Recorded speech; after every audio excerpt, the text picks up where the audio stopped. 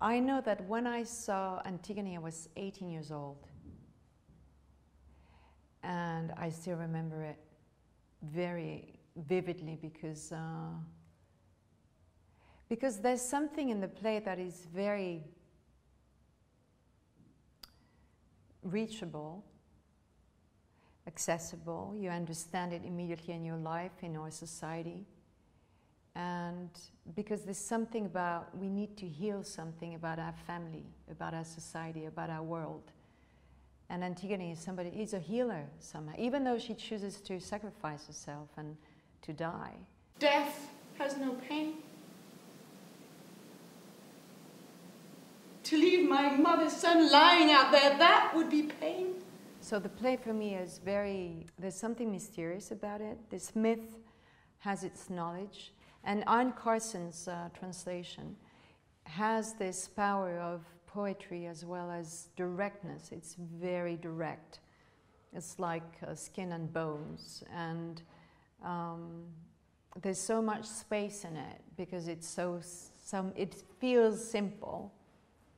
And yet there's the epic sense of the language, you know, there's some moments where it's very poetic and there's this space that it allows imagination and emotions.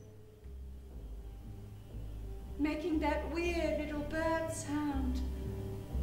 You know how they cry when they see the nest empty. So she cried, seeing the body bare. So she cried and called down curses on whoever did the deed. Like intense roles.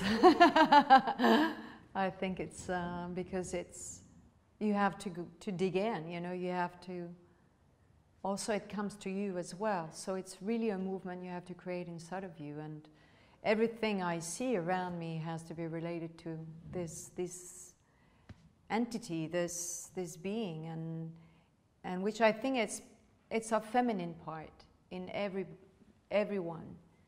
You know, we have the masculine and femininity poles, both of them inside of us. It's Adam and Eve inside of each of us. It's not Adam being man and Eve being woman. I think it's a misunderstanding.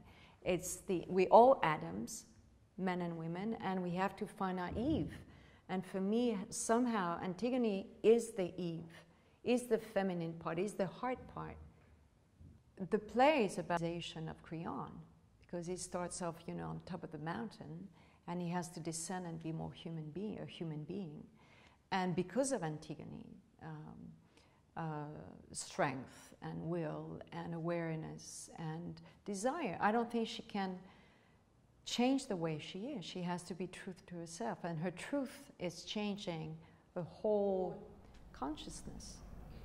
As you thought I would transgress them for fear of some mere mortal man's decree. No. You want to follow up, you know, this route that is very courageous, and I think that's somehow what we need to do in our lives. We have to recognize what we need to transform.